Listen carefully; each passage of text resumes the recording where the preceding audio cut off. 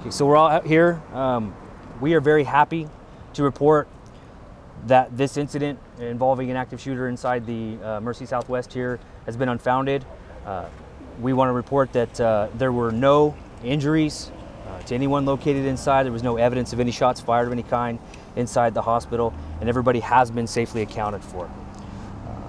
So some of the details that happened. So the call came in just before 8 o'clock tonight. Within 3 minutes, the Bakersfield Police Department was on scene and immediately started a search of the hospital. Within minutes of that, over 100 emergency personnel were on scene helping with that effort. Those people comprised of the Bakersfield Fire Department, California Highway Patrol, Kern County Sheriff's Department, Kern County EMS, and Hall's Ambulance. A special thank you to Dignity Health and Mercy Southwest staff and security who provided us immediate info and access to many parts of the hospital to assist us in a quick and systematic search. Without those efforts, it was just critical in the response there. At this point, I can confirm that there were SWAT teams. The bomb squad was called out. It was a full call out, so it was all hands on deck here. I'd like to turn it over to President and CEO of Mercy Southwest here, Bruce Peters, who's going to give a quick statement and we'll answer some questions.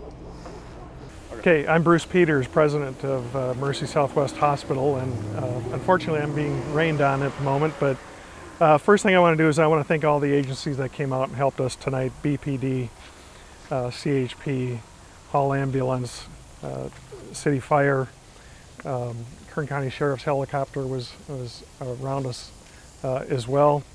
And I hope I'm not forgetting anybody, but the response was amazing. And as was reported, everyone is safe. All of our patients are being cared for. Our staff did an amazing job, as they've been trained to do in any kinds of these situations. We do training for this. We do try to prepare for this, although there is never ever a way to prepare for any inevitability. But we are very pleased at how everyone responded. And again, all patients are safe, all patients are well cared for up on our floors, in our ERs, in our NICU, and all other parts of the hospital. Bruce, do you mind if I ask, what started all of this? What started the code black? You know, I'm unclear of the exact genesis of all this. I know there were a number of phone calls that were made, and then ultimately we called a code black overhead, and then as trained, our staff then reacted and we called in all the agencies.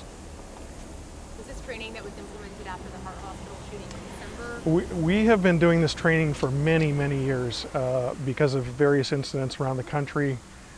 We have always been training for more than a decade. What does that include? Pardon me? What does that training include? There is there's online training, there are classes that we take, there are a lot of employees who are frontline employees actually go to a class where it's called Evade, where they're taught to deal with patients who may be combative or people coming into the hospital that may be combative. But we're trained in all kinds of methods to deal with any of these threats. At this point, we know no shots. That was unfounded. Was there ever anyone with a gun in the hospital? Not that I'm aware of. We know there was a shattered window. We keep hearing reports of a shattered window. Do we know more details on Actually, that's news to me. I did not know that. Okay. Was this a hoax or a misunderstanding? I could be any and all of the above. I don't think we really know what the genesis of this whole incident was. Do you know exactly who called 911? No, I don't. Is this one of those situations where even though it ends up not being founded, you're happy that your employees went with safe rather than sorry? Oh, absolutely. And that's what they're trained to do. I mean, we train, they have to take care of the patients. We have patients who need continuous care, and we don't abandon the patients, but those who can, they shelter them and the patients in place. I know that some patients were taken into safe areas and locked down with the staff as they could, and as much as they could to protect all of the patients and the rest of the staff. Who called the code black? Ultimately our operator makes an overhead So call. who signaled them to do the overhead? Our admitting staff were made aware, and they called our PBX to do the code black overhead. When you say made aware, were they made aware, like patients told them? They received a call. I don't know who called. Again, it's unclear to us at this point how all these calls transpire. So Please. you have something to add there? Yeah, Please. so, and I know he's not aware too much of the investigation portion of it, so I wanted to clarify was the initial origin of the call was placed from the hospital, so that investigation and some follow-up is still underway. So there are many details that we still have yet to discover. But at this point, we do know that it was made here, at least to us. Sergeant Holcomb, do you know about that shattered window? Yeah, I would clarify about the shattered window. Initially, it came out as a shattered window. On a second assessment of that, it ended up just being a smudge in the window. So there was no shattered, no evidence at all of shots being fired anywhere in the hospital or outside of the hospital. And there were absolutely no injuries even as people went into lockdown in panic mode or anything like that? To my knowledge, no. No injuries. Are there repercussions to a code black that turns out to be unfounded when a code black is called and it turns out to be unfounded? If the investigation that we have concludes and we can find out that the intent behind this was criminal in nature, then absolutely yes.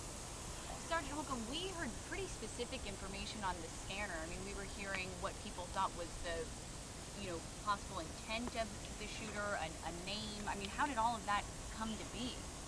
I'm not sure the origin of how the names came out, but we have cleared anybody mentioned by name on the scanner, on the radio, and it's been checked out. There was no involvement.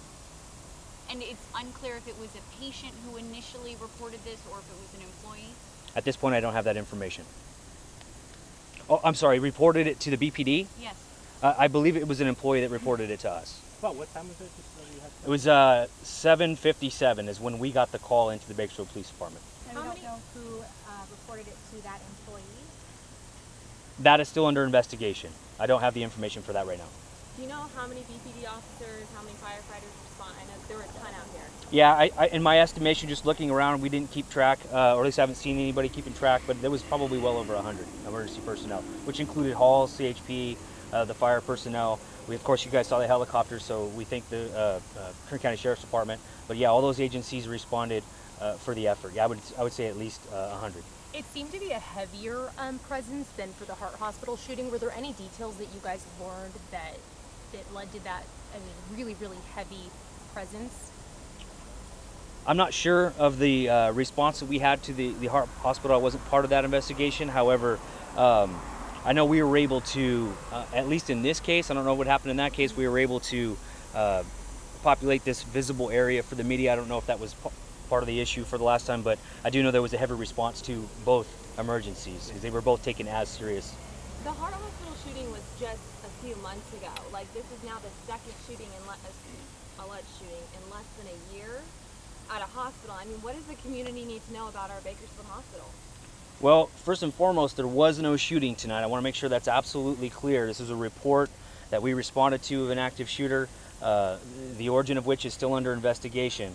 As for the shooting at the Heart Hospital, that was resolved within minutes as well.